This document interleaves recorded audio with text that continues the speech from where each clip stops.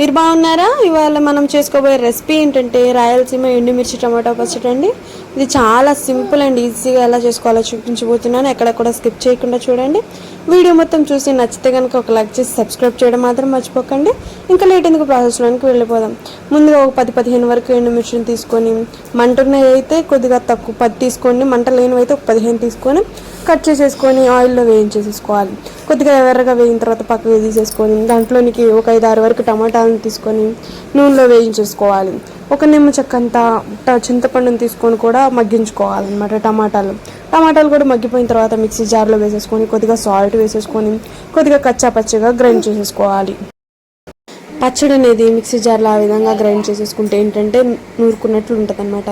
అందుకని గ్రైండ్ చేసేసుకొని ఇప్పుడు తాలింపు కోసం ఒక ప్యాన్ పెట్టేసుకొని దాంట్లో ఆయిల్ వేసేసుకొని 1 స్పూన్ వరకు తాలింపు గింజలు, 1 స్పూన్ వరకు కరివేపాకు వేసేసుకొని బాగా వేయించేసేసుకోవాలి. అవి కూడా వేగిన తర్వాత ముందుగా మనం గ్రైండ్ చేసి పెట్టుకున్న పచ్చడి మొత్తాన్ని వేసేసి కొద్దిగా ఆయిల్ కొద్దిగా వాటర్ వేసి తులిపేసి కొద్దిగా కలిపేసి ఇంకా ఆ వాటర్ కూడా పోసేసి కలిపేసేసుకొని ఇప్పుడు మనం వెల్లుల్లి ఉంటాయి కదండి, వాటికి రెమ్మలు తీసేసి కొద్దిగా దంచుకొని వేసేసుకొని కలిదిప్పేసేసుకోవాలన్నమాట. కొద్దిగా ఒక 5 నిమిషాల పాటు ఉడికిస్తే మనకి ఎంతో టేస్టీ అయినా రాయలసీమ ఎండుమిర్చి టమాటా పచ్చడి అయితే రెడీ అయిపోతుందండి. టేస్ట్ అయితే చాలా అంటే చాలా బాగుందండి. మీకు వీడియో కనుక నచ్చితే ఒక లైక్ చేసి సబ్స్క్రైబ్ చేయడం మాత్రం మర్చిపోకండి. బాయ్.